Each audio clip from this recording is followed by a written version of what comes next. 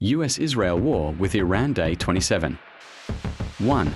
President Trump extends the energy strike pause to April 6. On Day 27, Trump announced a 10-day extension of his pause on strikes against Iranian power plants, pushing the new deadline to April 6. He posted on Truth Social that the pause came as per Iranian government request and that talks were going very well. Iran denied making any such request and said it had not yet delivered a final response to the 15-point peace proposal. 2. Iran's top naval commander is dead. Israel confirmed the killing of Admiral Oloreza Tangsiri, the commander of the IRGC Navy and the man most directly responsible for orchestrating the near-total closure of the Strait of Hormuz. The US military called on remaining IRGC Navy personnel to immediately abandon their post. His death is one of the most significant command-level strikes of the entire war. 3.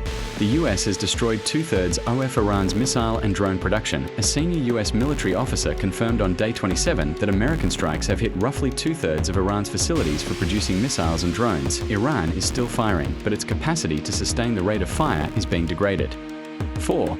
Israel is racing to hit Iran's arms factories before a ceasefire. A person briefed on Israeli military operations told NPR that Israel is speeding up its targeting of Iranian arms factories over the next 48 hours, specifically to maximize damage before any ceasefire is declared. Israel launched a wave of extensive strikes on Isfahan on Day 27, targeting missile infrastructure and weapon storage.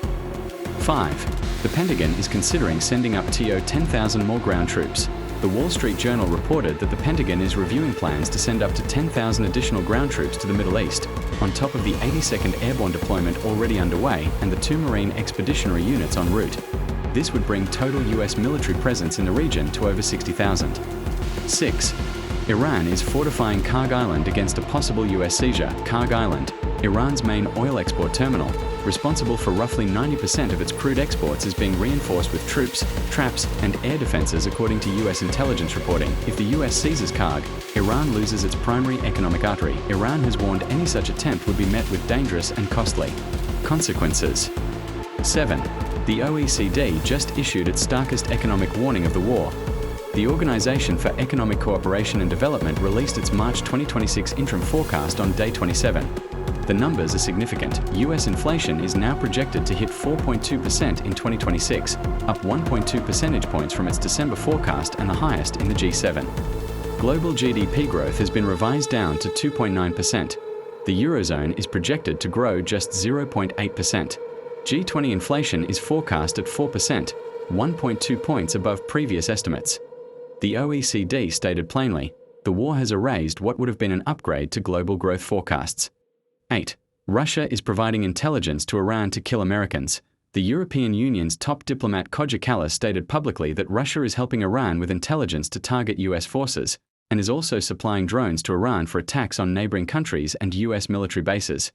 This is a direct accusation from a major Western institution, made on the record. 9.